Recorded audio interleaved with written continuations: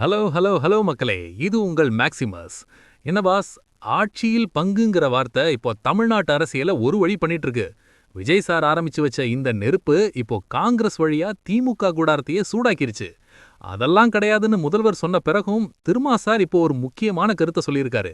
இதோ அந்த 7 ஜொலிக்கும் அதிரடி தகவல்கள். 1. திமுக காங்கிரஸ் கூட்டணி மிக வலுவாக இருக்கிறது, இதில் எந்த சந்தேகமும் வேண்டாம் என திருமாவளவன் ஆரம்பத்திலேயே ஒரு சேஃப்டி பெல்ட் போட்டுள்ளார். 2. காங்கிரஸ் கட்சி ஆட்சி அதிகாரத்தில் பங்கு கேட்பதால் கூட்டணி முறிந்துவிடாது, அவர்கள் உரிமையோடுதான் கேட்கிறார்கள் என அவர்களுக்கு ஆதரவாக பேசியுள்ளார். 3. உங்கள் வெற்றிக்காக நாங்கள் உழைக்கிறோம், அதனால் அதிகாரத்தில் பங்கு கேட்கிறோம் என்பதில் என்ன தவறு இருக்கிறது என காங்கிரசின் கோரிக்கையை நியாயப்படுத்தியுள்ளார். 4. அதே சமயம் பங்கு கொடுக்க முடியுமா முடியாதா என்பதை முடிவெடுக்க வேண்டியது திமுக தான் என பந்தை ஸ்டாலின் பக்கமே திருப்பிவிட்டுள்ளார். 5. கூட்டணியை பாதுகாப்பதிலும் உருவாக்குவதிலும் விசிக பொறுப்புணர்வோடு இருப்பதாகவும் தங்களது கோரிக்கைகளை உரிமையோடு கேட்போம் என்றும் உறுதிபட கூறினார். 6.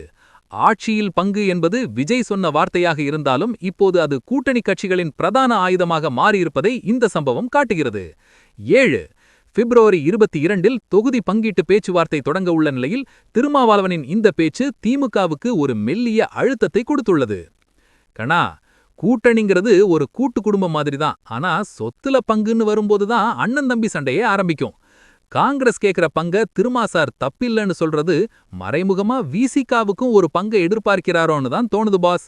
2026ல இந்த பங்கு அரசியலுக்கு மக்கள் ஒரு பெரிய விசில் அடிக்க போறாங்க பாரு. It's a strategic supporting act by Thiruma backing the demand for power sharing while keeping the bridge intact with DMK boss.